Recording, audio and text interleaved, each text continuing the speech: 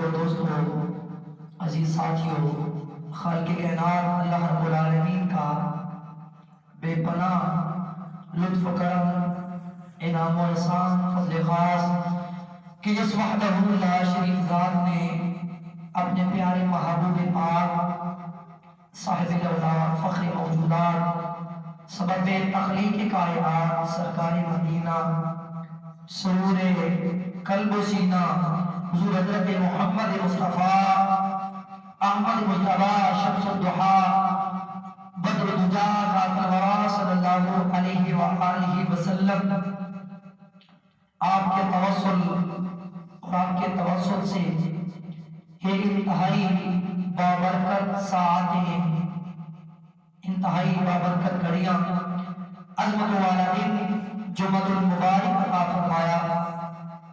دعا ہے میرا کریم پروردگار عالم مجھے حق اور سچ بیان کر کے ہم سب کو اس میں عمل کی توفیق عطا فرمائے۔ سامعین محترم، جس موضوع کا انتخاب کیا وہ ہے نماز کی فضیلت از روئے قرآن و حدیث۔ معزز حاضرین و سامعین، نماز ایک اللہ رب العالمین کی ایسی مخصوص عبادت ہے جو مخصوص بھی ہے، محبوب بھی ہے، اور اس کی محبوبیت کا اندازہ اس بات سے بخوبی لگایا جا سکتا ہے کہ اللہ رب العالمین نے دیگر احکام اور دیگر فرائض کا حکم اپنے محبوب علیہ السلام کو فرض پہ دیے۔ دیگر احکام اور فرائض کا حکم اللہ رب العالمین نے کس پہ دیا؟ بولیے بلا، فرض پہ دیا۔ اور نماز یہ ایسا فرض ہے اور ایسا اللہ رب العالمین کا تحفہ ہے جو اللہ رب العالمین نے اپنے محبوب کو اپنے ہاں عرش پہ بلا کے عطا فرما دیا۔ کہہ دیجیے بلا سبحان اللہ۔ سامعین محترم، میں اکثر یہ بات عرض کیا کرتا ہوں کہ جو بندہ نماز سے صرف نظر کرتا ہے، نماز سے انحراف کرتا ہے، نماز کو چھوڑتا ہے، نماز سے بھاگتا ہے، نماز سے دور رہتا ہے، اس کو اس بات کا اندازہ ہونا چاہیے کہ وہ صرف نماز سے دور نہیں ہو رہا، بلکہ وہ بندہ نماز سے دور ہو کر بیک وقت اللہ جل جلالہ اور اس کے پیارے محبوب جناب محمد مصطفیٰ صلی اللہ علیہ وآلہ وسلم بالفاظ دیگر وہ بندہ بیک وقت مہم کا دیا ہوا اور محبوب کا لیا ہوا تحفہ وہ اس سے صرف نظر کر رہا ہے، وہ اس کو ٹھکرا رہا ہے۔ نماز کیا ہے؟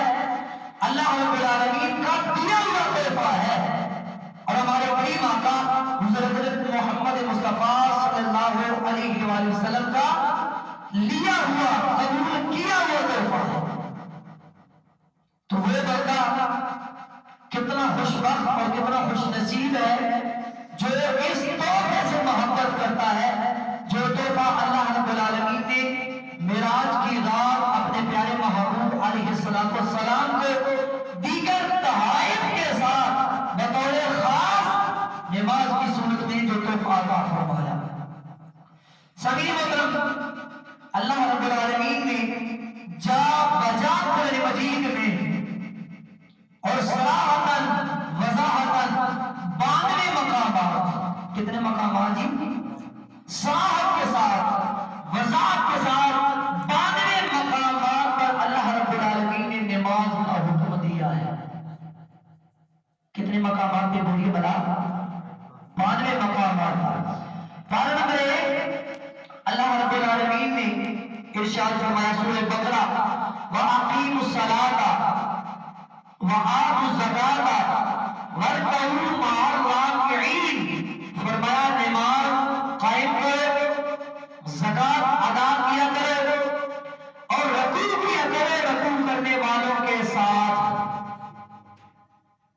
باتوں میں یہاں ذکر کیا، 3 باتوں کا اللہ رب العالمین نے فرمایا نماز کیا کیا کرو، قائم کیا کرو، زکات دیتے رہو اور رکوع کرو، کس کے ساتھ؟ یہ رکوع کرنے والوں کے ساتھ۔ اسی مضمون کی ایک اور آیت کریمہ اللہ رب العالمین نے ذرا اضافے کے ساتھ فرمایا، فرمایا وَأَقِیمُوا الصَّلَاةَ وَآتُوا الزَّکَاةَ وَأَطِیعُوا الرَّسُولَ لَعَلَّکُمْ تُرْحَمُونَ۔ فرمایا نماز قائم کرو، زکات ادا کیا کرو، وَأَطِیعُوا الرَّسُولَ، اور نبی مکرم حضور حضرت محمد مصطفیٰ سب کہیے صلی اللہ علیہ وآلہ وسلم آپ کی اطاعت کرو۔ فرمایا جب یہ تینوں کام کر لو گے، نماز کی ادائیگی ہو جائے گی، زکات کی ادائیگی ہو جائے گی، اور میرے محبوب علیہ السلام کی اطاعت ہو جائے گی، یہ تینوں چیزیں سما بنے گی، کس کا؟ فرمایا لعلکم ترحمون، شاید میں تم پر رحم فرماؤں۔ تو اللہ رب العالمین سے اگر کوئی بندہ رحم اور رحمت کی امید رکھتا ہے تو اس بندے کو چاہیے کہ وہ زکات ادا کرے، نماز قائم کرے اور نبی کریم صلی اللہ علیہ وآلہ وسلم کی اطاعت کرتا رہے۔ ایک دوسرے مقام پہ اللہ رب العالمین نے فرمایا وَالْمُقِیمِينَ الصَّلَاةَ وَالْمُؤْتُونَ الزَّکَاةَ وَالْمُؤْمِنُونَ بِاللَّهِ وَالْيَوْمِ الْآخِرِ أُولَٰئِکَ سَنُؤْتِیہِمْ أَجْرًا عَظِیمًا۔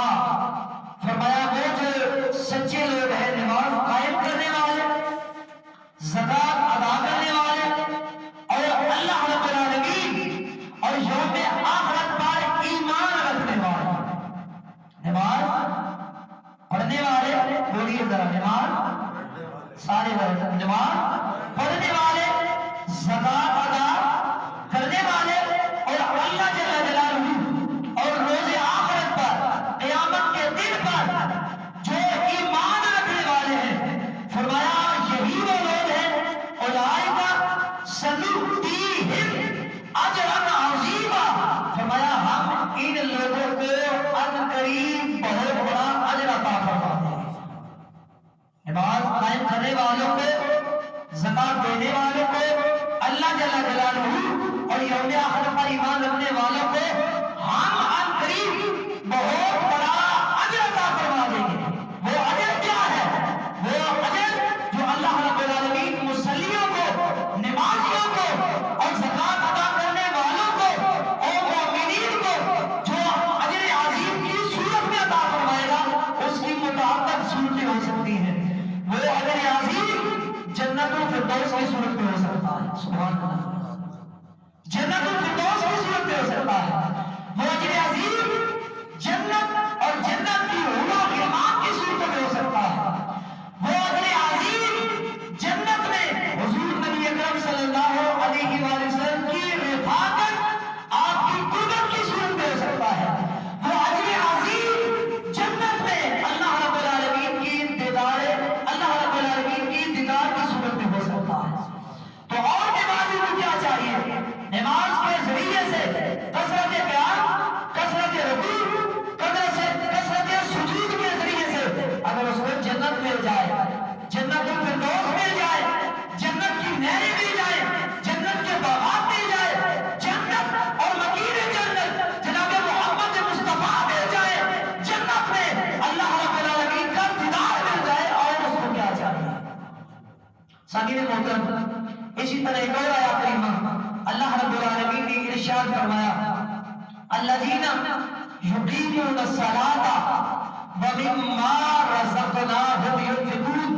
فرمایا وہ لوگ جو نماز قائم کرتے ہیں، ومما رزقناہم ینفقون، اور جو ہم نے ان کو عطا کیا ہے ہمارے دیے ہوئے میں سے، ہمارے عطا کردہ رزق سے، خزانوں سے، ینفقون، وہ کیا کرتے ہیں؟ خرچ کرتے ہیں۔ دو کام کرتے ہیں، اور یہ کتنے کام بلا؟ ذرا بولیے نا، کتنے کام؟ دو کام۔ ایک نماز قائم کرتے ہیں، دوسرا جو اللہ رب العالمین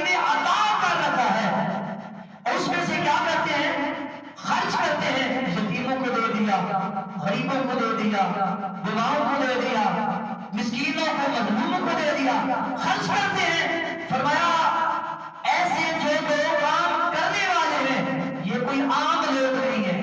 اللہ رب العالمین نے اپنے پاکیزہ کلام قرآن مجید فرقان حمید میں ان کی تعریف فرمائی ہے. تعریف فرماتے ہوئے نبی قدوس نے فرمایا ایسے لوگ جو نماز قائم کرنے والے ہیں، ایسے لوگ جو میرے عطا کردہ رزق سے خرچ کرنے والے ہیں، ان کی تعریف ان لفظوں میں بیان کرتے ہوئے فرمایا اولئک هم المؤمنون حقا. فرمایا حقیقت میں یہی مومن سچے مومن ہیں. یہی مومن کیا ہے؟ سچے اور پکے مومن ہیں.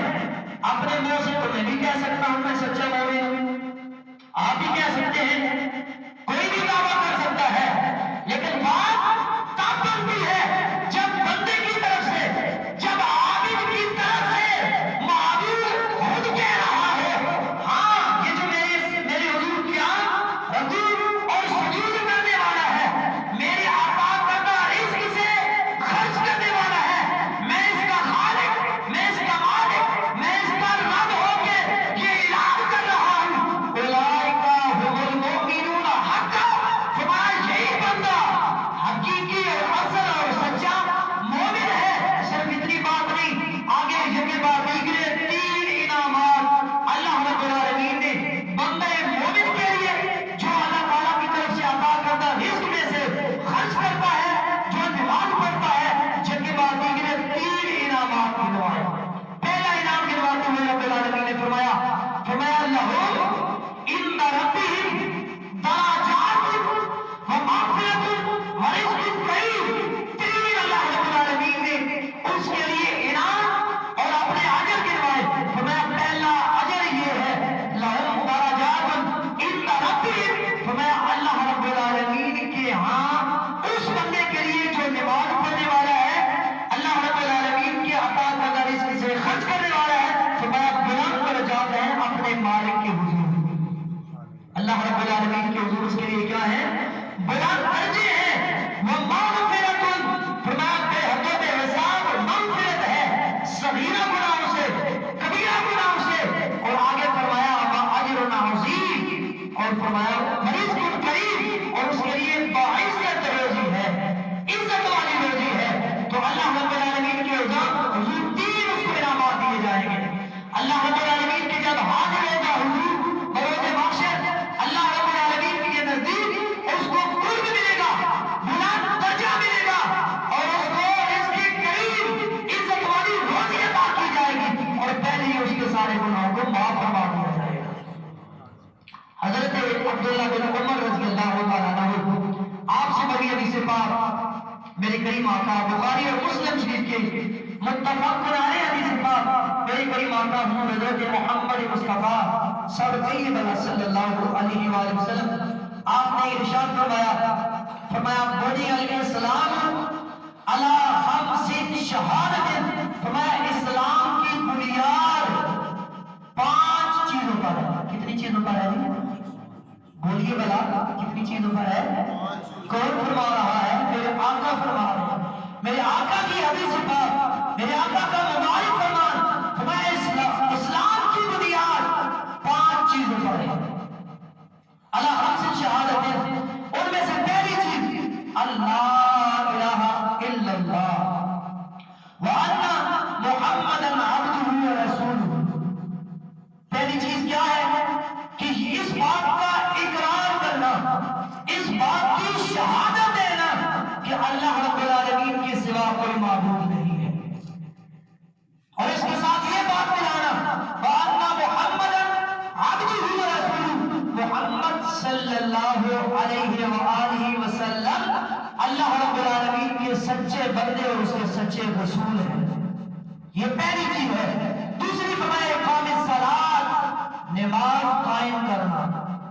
تیسری فرمایا ایتاء زکات، زکات دینا.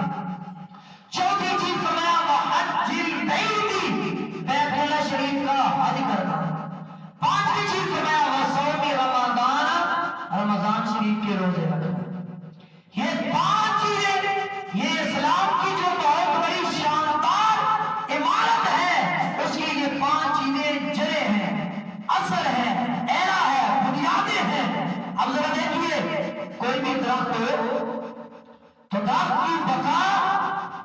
درخت کی سلامتی کس چیز کے ساتھ ہے؟ درخت کی بقا اور سلامتی اس کی جڑ کے ساتھ ہے۔ بھلے بغیر جڑ کے درخت رہ سکتا ہے؟ بولیے ذرا، رہ سکتا ہے؟ بغیر جڑ کے درخت نہیں رہ سکتا۔ ایک عمارت بنا دی گئی، خوبصورت در و دیوار ہے، چھت ہے، نیچے کیا ہے؟ بنیادیں ہیں، ایرا ہے، اصل ہے، جڑ ہے۔ بغیر ایرے کے دیوار نہیں رہ سکتی، بغیر ایرے کے چھت نہیں رہ سکتی۔ جس طرح بغیر ایرے کے، بغیر بنیادوں کے چھت اور دیواریں نہیں رہ سکتی، جس طرح بغیر جڑوں کے درخت نہیں رہ سکتے۔ یاد رکھیں اسلام کی یہ 5 بنیادیں ہیں جو میرے آقا نے ایک ایک کر کے گنوائی ہیں۔ جیسے وہ چیزیں درخت بغیر جڑوں کے اس کی بقا ناممکن ہے، یہ دیواریں اور چھت ان کی بقا بغیر ان کی بنیادوں کے ناممکن ہے۔ اس طرح اسلام کی بقا ان کی بنیادوں کے بغیر کیا ہے؟ ناممکن ہے۔ اور وہ بنیادیں کتنی گنوائی ہیں جی؟ 5۔ بولیے ذرا کتنی ہے؟ ذرا بولے نا کتنی؟ 5۔ کلمہ شریف جس میں شہادتین ہے، دوسری بات نماز، تیسری بات زکات، اور چوتھی بات کیا ہے جی؟ چوتھی بات کیا ہے؟ بیت اللہ شریف کا حج کرنا، اور 5ویں بات کیا ہے بلا؟ روزہ رکھنا۔ یہ 5 بنیادیں ہیں اسلام کی۔ اگر کوئی بندہ دعویٰ کرے میں مسلمان ہوں، بندہ دعویٰ کرے میں مومن ہوں، اچھا تو مومن ہے، تو مسلمان ہے تو سن بخاری اور مسلم کی متفق علیہ حدیث پاک، کیا تو نے اسلام کی بنیادوں کو باقی رکھا ہوا ہے؟ اگر اسلام کی بنیادیں باقی نہیں ہے تو پھر تو مسلمان کیسا ہے؟ پھر تو مومن کیسا ہے؟ نماز ہو تو نماز سے صرف نظر تو کرے، نماز سے بھاگ جائے، اگر زکات کی باری آئے زکات نہ دے، اگر روزے آ جائے روزے نہ رکھے، اگر تجھ کو تیرے مالک نے مال عطا کیا ہوئے حج نہ کرے، اور اگر تو کما عبدو زبان کے اقرار اور دل کی تصدیق کے ساتھ اقرار میں کرے شہادتین کا، اور پھر دعویٰ کرے کہ میں سچا اور پکا مومن ہوں۔ نہیں بھائی، اسلام کی جو بنیادیں تھی تو نے ان بنیادوں کو کمزور کر دیا۔ جب وہ بنیادیں کمزور ہیں تو پکا مومن نہیں ہو سکتا۔ تو پکا اور سچا مومن تب ہوگا جب یہ 5 بنیادیں مضبوط ہو جائیں گی۔ یہ جتنی مضبوط سے مضبوط تر ہوتی چلی جائے گی اتنا تیرا ایمان کامل اور مضبوط ہوتا چلا جائے گا۔ تو جو بندہ نماز کی ادائیگی کرتا ہے، ٹھیک ہے جی، وہ اس کے بعد جو اسلام ہے اس کی جڑ پہ، اس کی بنیاد کو وہ کیا کر رہا ہے؟ مضبوط کر رہا ہے۔ صبح چھوڑ دی، زور کے وقت چھوڑ دی، عصر کے وقت چھوڑ دی، پورا ہفتے ہی چھوڑ دی، جو ہر روز نمازیں قضا کرتا چلا جاتا ہے یا ضائع کرتا چلا جاتا ہے، وہ خود اپنے ہاتھوں سے آپ ہی اسلام کی جڑ، اسلام کے ایر، اسلام کی بنیادوں کو کھوکھلا کر رہا ہے۔ میرے کریم آقا حضور حضرت محمد مصطفیٰ صلی اللہ علیہ وآلہ وسلم کا بڑا خوبصورت ارشاد پاک حضرت عقبہ بن عامر رضی اللہ تعالیٰ عنہ سے مروی حدیث پاک، مسلم شریف کی حدیث پاک، میرے کریم آقا صلی اللہ علیہ وآلہ وسلم آپ کا ارشاد پاک ہے، فرمایا ایک وہ بندہ جس نے اچھی طرح سے وضو کیا، وضو کر لیا، مسجد میں آ گیا، کھڑا ہو گیا، اب قیام میں کھڑا ہے، رکوع میں کھڑا ہے، سجود میں ہے، ساری کی ساری نماز میں اس کا ذہن ادھر ادھر نہیں کیا، ذہن دائیں بائیں آگے پیچھے دنیا کے مشاغل، دنیا کے معاملات میں نہیں کیا، اگر کیا بھی تو اس نے واپس اپنی سوچ کو لایا۔ اگر ذہن ادھر ادھر ہو بھی جاتا ہے تو وہ کیا، اس نے کیا کیا؟ اپنی سوچ کو دوبارہ نماز میں لگا دیا۔ فرمایا حضور یہ قلب کے ساتھ، دل کے حاضر رہنے کے ساتھ بندے نے صرف 2 رکعتیں پڑھی، کامل وضو کیا، مسجد میں آ گیا، حضور یہ قلب کے ساتھ 4 نہیں کہہ رہا، 10 نہیں کہہ رہا، 12 نہیں کہہ رہا، 17 نہیں کہہ رہا، میرے آقا فرماتے ہیں 2 رکعتیں پڑھی، فرمایا واجب لہو الجنہ، اس پر جنت واجب ہو جاتی ہے، اس پر جنت کیا ہو جاتی ہے؟ جاتی ہے؟ ایمان سے بتائیں یہ میرے آقا کا فرمان ہے. یہ ذرا کو بہت مشکل ہے, یہ کام کو مشکل ہے.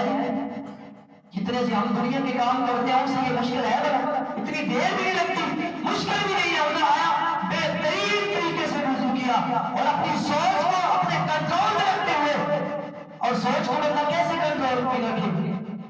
حضرت جبرائیل علیہ السلام بخاری اور مسلم شریف کی حدیث پاک میرے کریم آقا صلی اللہ علیہ وآلہ وسلم کی خدمت میں حاضر ہوئے, متعدد سوالات کیے, اور اس حدیث کو حدیث جبریل کہتے ہیں. کہہ دیجئے سبحان اللہ. اور یہ وہ حدیث پاک کا ایک اختصار, ایک حصہ, ایک ٹکڑا سنا رہا ہوں جس کو ام الاحادیث کہا جاتا ہے. سینکڑوں نہیں, ہزاروں نہیں, لاکھوں نے آقا کی احادیث, بخاری کی, مسلم کی, ترمذی کی, سیاستہ کی, متعدد کتب حدیث کی جو احادیث جن کی تعداد لاکھوں میں ہے, ان تمام احادیث میں سے جس کو ام الحدیث کہا جاتا ہے, ساری حدیثوں کی ماں, وہ حدیث جبرائیل ہے. اس کا ایک حصہ عرض کر رہا ہوں. کبھی اللہ رب العالمین نے توفیق دی تو پھر انشاءاللہ آپ کو اپنے آقا کا یہ فرمان پڑھ کے سناؤں گا. حضرت جبرائیل علیہ السلام میرے کریم آقا صلی اللہ علیہ وسلم کی خدمت میں حاضر ہوئے, متعدد سوالات کرتے چلے گئے, صحابہ بھی بیٹھے ہوئے تھے. ادھر سے حضرت جبرائیل آئے, میرے کریم آقا صلی اللہ علیہ وسلم کی خدمت میں بیٹھ گئے. پہلا سوال کیا اسلام کے بارے میں, میرے آقا نے جواب دیا. دوسرا سوال کیا ایمان کے بارے میں, میرے آقا نے جواب دیا. تیسرا سوال کیا احسان کے بارے میں. بولیے کس کے بارے میں؟ پہلا کس کے بارے میں تھا؟ اسلام کے بارے میں. وہ کوئی نہیں رہتا, تھوڑا نال بولتے کرو, چلو کوئی میرے آقا کی حدیث ہی یاد ہو ویسے. پہلا کس کے بارے میں سلام کیا سوال ہی؟ اسلام کے بارے میں. ذرا بولیے کس کے بارے میں؟ دوسرا ایمان کے بارے میں. دوسرا سوال کیا تھا؟ ایمان. تیسرا سوال احسان, احسان کے بارے میں. سائل کون ہے؟ حضرت جبرائیل. مسئول کون ہے؟ میرے کریم آقا صلی اللہ علیہ وسلم. سوال کرنے والے تمام فرشتوں کے سردار, اور جن سے سوال کیا جا رہا ہے وہ سارے بشریوں کے اور سارے نوریوں کے سردار. عرض کی سنا احسان کیا ہے؟ میرے کریم آقا صلی اللہ علیہ وآلہ وسلم نے جواب دیا, اور یہ جواب اس بات کے ساتھ لنک کر رہا ہے.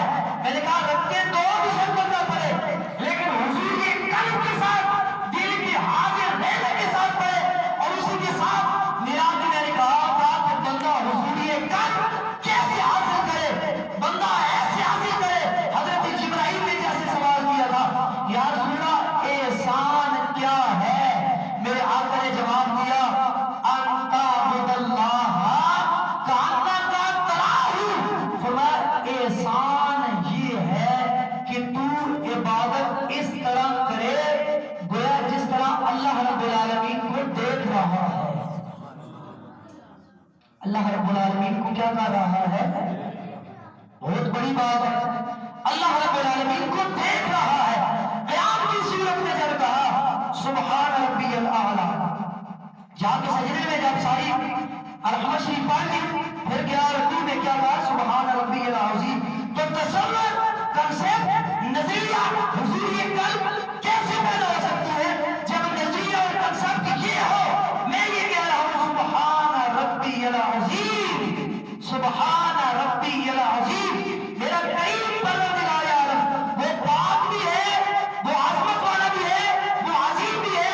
جب یہ تصور رہے گا اور تصور یہ رہے کہ میں ادھر نماز پڑھ رہا ہوں, میں اپنے رب کا ساتھ ساتھ دیدار کر رہا ہوں, تو پھر کیا مل جائے گی؟ حضور یہ قلب مل جائے گی. دل نماز میں لگ جائے گا. جب دل نماز میں لگ جائے گا پھر ادھر سے اس کا دل نماز میں لگے گا, ادھر سے میرے آقا کا پیکج آ جائے گا. وجبت لہ الجنہ, تیرا دل نماز میں لگ گیا, ادھر سے ہم نے تجھے جنت کا پیکج دے دیا, تجھ پر اب جنت واجب ہو چکی ہے. عرض کی حضرت جبرائیل نے کہا رسول اللہ احسان کیا ہے؟ میرے آقا نے فرمایا ان تعبد اللہ کانک تراہ, تو عبادت اس طرح کر جس طرح اللہ رب العالمین کو دیکھ رہا ہے.